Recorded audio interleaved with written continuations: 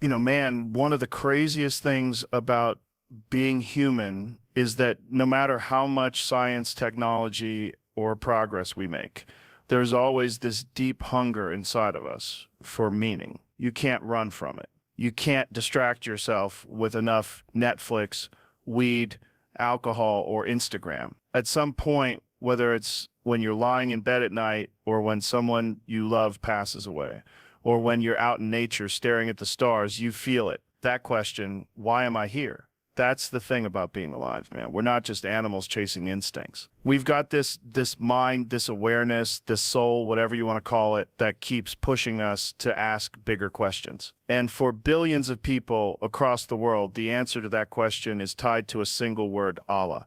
Now, here's the wild part. A lot of people in the West, when they hear the word Allah, they think it's some other god. They think Muslims worship a different deity, like it's separate from the God of Christianity or Judaism. But when you actually study it, even at a basic level, you realize something simple but powerful. Allah literally means the God. Not a God, not one God among many, but the one, the creator, the source of all things.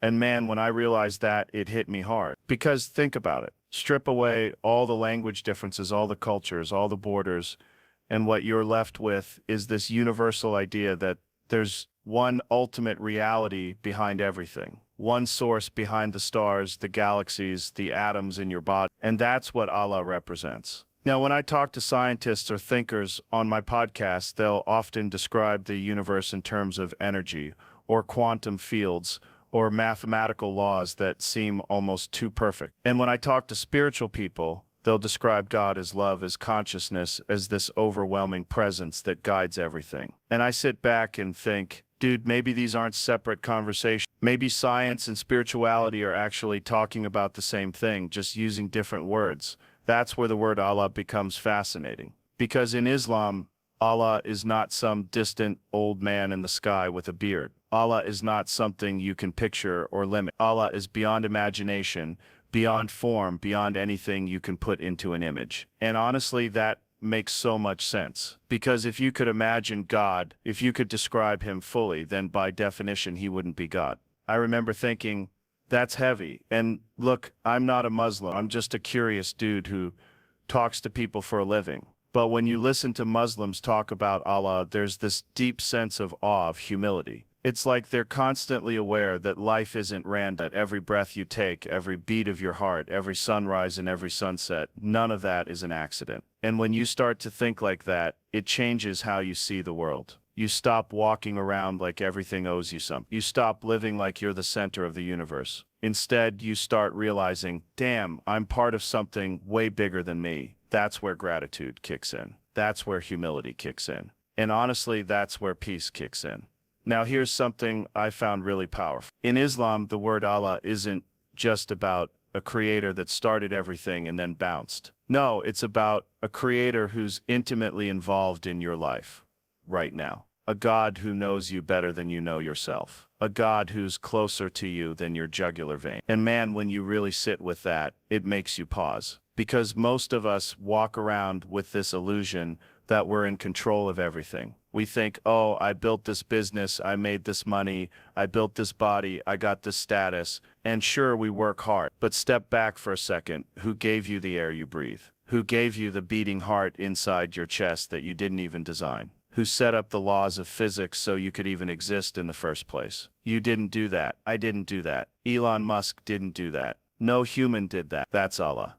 And the more you think about it, the more it humbles you. Because you realize you're not the author of this story. You're a character inside it. And when you wake up to that reality, it makes you live different. Now, one thing I love about Islam is how it connects this awareness of Allah to everyday life. It's not just some abstract Sunday idea. It's embedded in the daily rhythm of prayer, of gratitude, of discipline. Muslims pause 5 times a day, not because they're bored or because someone forced them, but because it's a way to recenter, to stop the chaos of the day, face the Creator, and remember, I'm here because of you. I'm breathing because of you. My life is in your hands. That's powerful. And here's the thing, man. You don't have to be Muslim to respect that practice. You don't have to be Muslim to realize that pausing in the middle of your day, putting your ego aside, and reconnecting to gratitude, That's medicine for the soul. That's something all of us could use. Because let's be real, the modern world is crazy. We're constantly bombarded with distractions,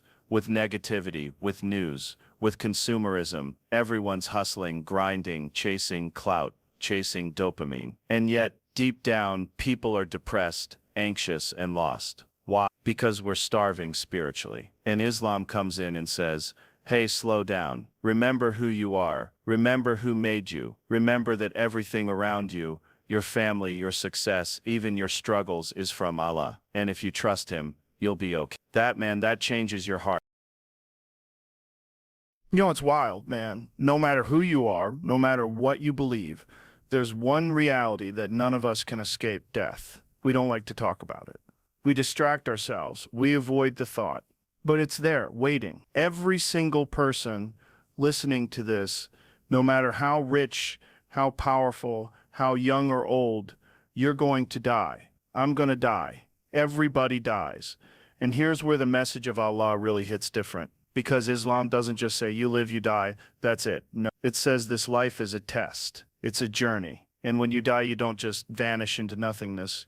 You return to the one who made you. You stand before Allah. And man, that's heavy, because it means your life actually matters. Every choice, every action, every word, it's recorded. It's not just some meaningless game. There's accountability. Now, accountability isn't a popular word today. We live in a culture that's obsessed with avoiding responsibility. Everything is someone else's fault. But deep down, we all know we're responsible for how we live. And that's what Islam reminds people of. You're not just drifting. You're not just here by accident. You were put here with a purpose. And that purpose is to know Allah, to serve Him, to live with gratitude, to do good, and to avoid harming others. That's a powerful way to live, man. Because suddenly every moment has meaning. Every smile you give someone, every act of kindness, every struggle you go through, it all counts.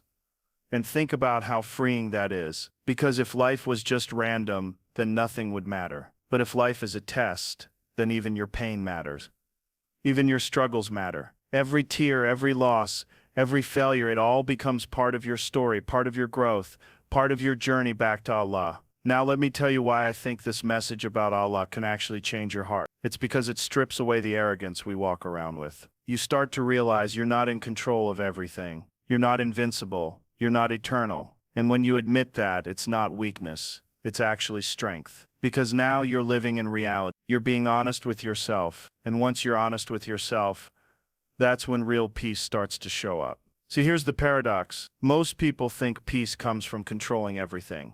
Controlling money, controlling people, controlling your environment. But the truth is, peace comes when you let go. When you recognize, I can't control everything. I can only control myself. The rest is in the hands of Allah. And man, when you get that, when you really feel that, you start living lighter. You start breathing easier. Because you know you're not alone in this crazy universe. I've talked to a lot of people who've gone through rock bottom moments.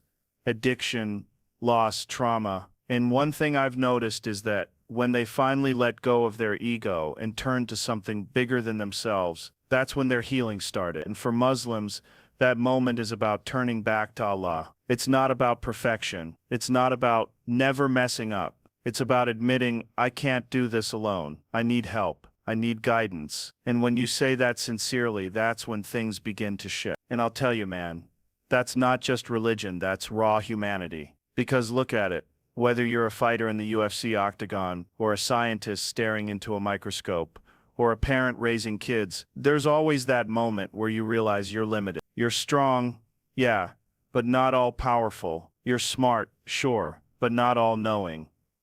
And that's where Allah comes in, the one who is all-powerful, all-knowing, and completely beyond human limitations. Now here's something that blew my mind. In Islam they say Allah has, and each name reflects a different attribute, like the merciful, the forgiving, the all-knowing, the just. And when you start reflecting on those names, it changes the way you live. Because you realize you're not just worshiping some abstract force. You're connecting to a creator who is merciful, who is just, who is compassionate. And that's what your heart needs. Not just logic, not just facts, but mercy, love, and forgive. Because let's be real, every single one of us is screwed up. Every single one of us has regrets, mistakes, things we wish we could erase. And Allah says, I can forgive you. I can give you a fresh start. Man, that's powerful. Because how many people walk around carrying guilt, shame, and baggage their whole lives? And here's Allah saying, come to me and I'll forgive you. That's a heart changer right there. So yeah, when I look at the way Islam talks about Allah, it's not about fear-mongering. It's about balance. It's about justice, but also mercy. It's about accountability, but also forgiveness. It's about humility, but also strength. And honestly, that's exactly what human beings need.